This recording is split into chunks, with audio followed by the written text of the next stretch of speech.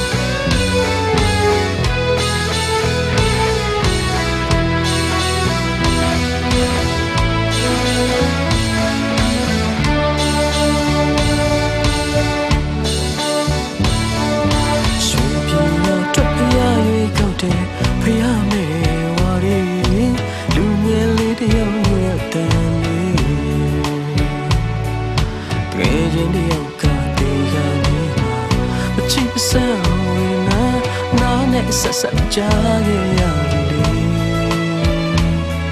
oh lu wa tanya lu nya me lan ni nai no ma ti jin no aw me ne she sha phu tu shi ge ma bin le gu pya mo nai ya ga tu a pyu le bi sa cha la ji ro ma ka ta mo shi ge se de me se ya yu ra ta the ma dia lang yan pi lu da rai to ya ro ni me thon taw pu ya wi ne a le to le mu ya a tan ne kan da ple ga sti pya ke du ba photo to go se kan de phya chit de lu myo swe so no like equal pya ye ko de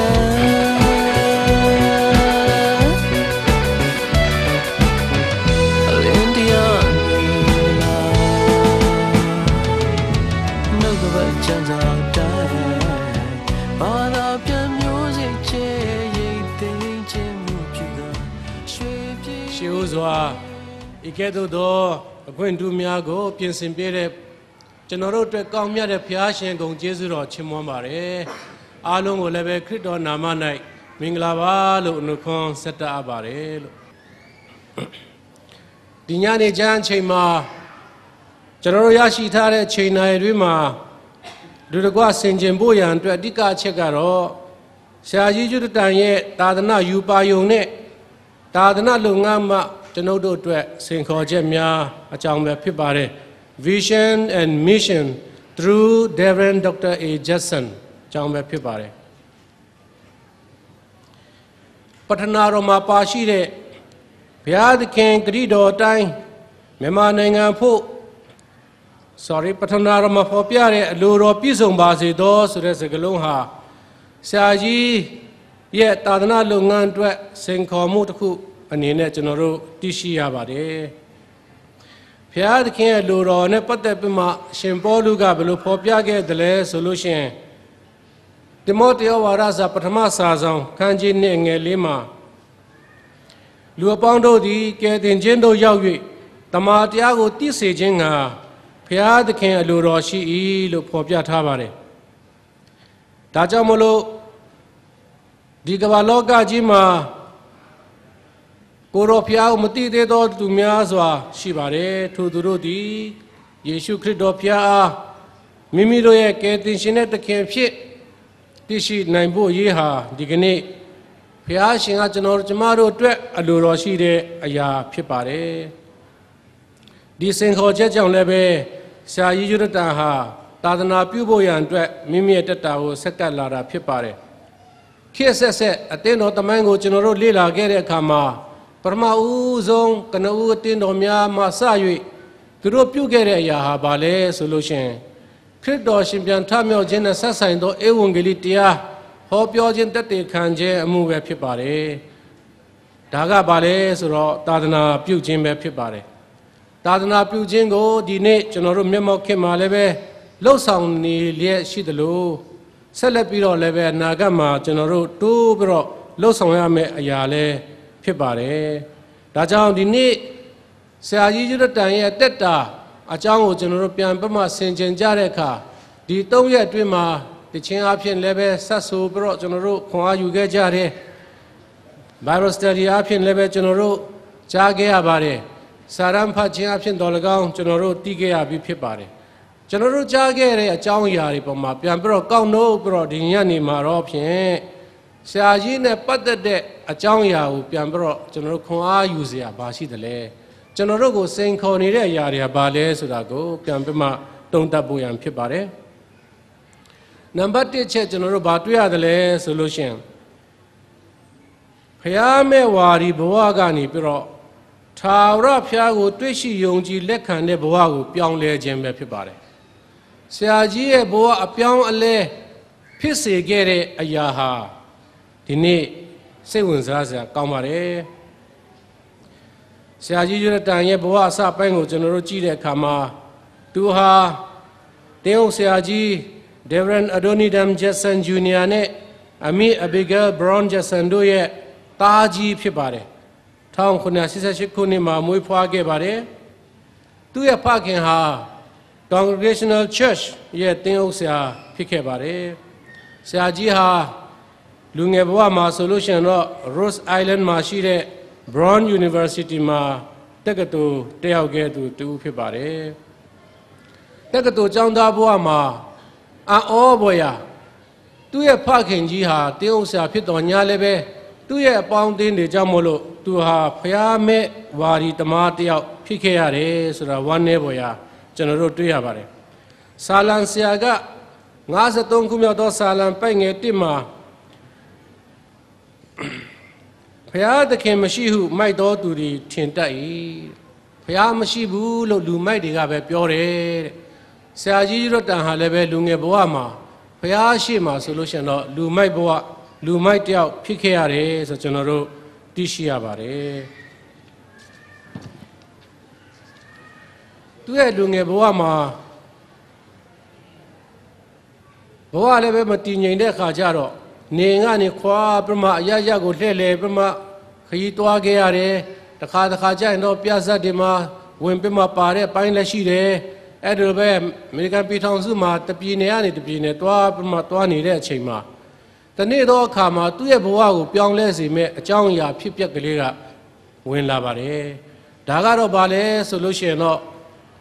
တညနေသူသွားရင်းနဲ့ဟိုတယ်တစ်ခုမှာတဲခိုနေတဲ့အချိန်မှာသူအိတ်တဲ့အခန်းနဲ့ကပ်ရဲ့အခန်းမှာလူတယောက်ဟာ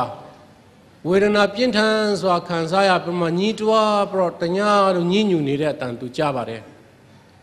ဘယ်သူလဲဆိုတော့သူမသိပါဘူးသို့တော်လည်းပဲမနဲ့မိုးလင်းတဲ့ခါကျတော့ဒီအတန်နေမကြားပါဘူးစုံစမ်းကြည့်တဲ့ခါကျတော့အဲ့ဒီလူနာဟာညတော့က ဆုံးပါသွားပြီကွယ်လွန်သွားပြီဆိုတာသူသိလိုက်ရတယ်ဆက်ပြမသူလေ့လာတဲ့အခါမှာတက္ကသိုလ်ဘဝမှာဖျားမရှိပါဘူးလို့တစ်ချိန်လုံးပြောခဲ့တဲ့ဆိုခဲ့ရတဲ့သူ့ရဲ့အချစ်ဆုံးတငယ်ချင်း Jacob M ဆိုတဲ့ပုဂ္ဂိုလ်ဖြစ်ပါတယ်သူတငယ်ချင်းဒီကနေ့မရှိတော့ပါဘူးဒါဆိုလို့ရှင်ဘယ်ကိုသွားမှာလဲယူရတန်ကောဂျက်ဆန်ကောသူတငယ်ချင်း Jacob လို့ကမဖြစ်နိုင်ဘူးလားအချိန်မွေးတည်နိုင်တယ်တည်ရင်ကောဘယ်သွားမှာလဲဆိုတဲ့ချက်ဖြစ်ပါတယ်ဒါကြောင့်မလို့သူတတိတံဝေကရရပြီးတော့ဖျားတော့ရှိမှာပဲငါတည်ဘယ်သွားမှာလဲဆိုတဲ့မိကုန်းကိုအဖြေရဖို့လွတ်ငါတောက်လျှောက်ပဲလေ့လာခဲ့ရတယ်ဆိုကျွန်တော်တို့သိပါတယ်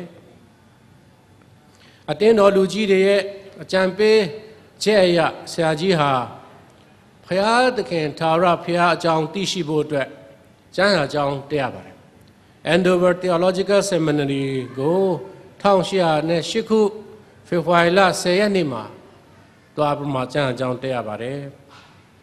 ကျမ်းစာအကြောင်းတက်ရင်းနဲ့တဖြည်းဖြည်းနဲ့အသက်ရှင်တော်မူသောထာဝရဘုရားအကြောင်းသူသိခဲ့ရပါတယ်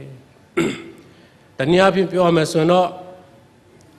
ဘုရားရှင်ရှိကြောင်းဘုရားရှင်ကောင်းမြတ်ကြောင်းကိုသူမြည်စမ်းကြည့်ခဲ့ရပါတယ်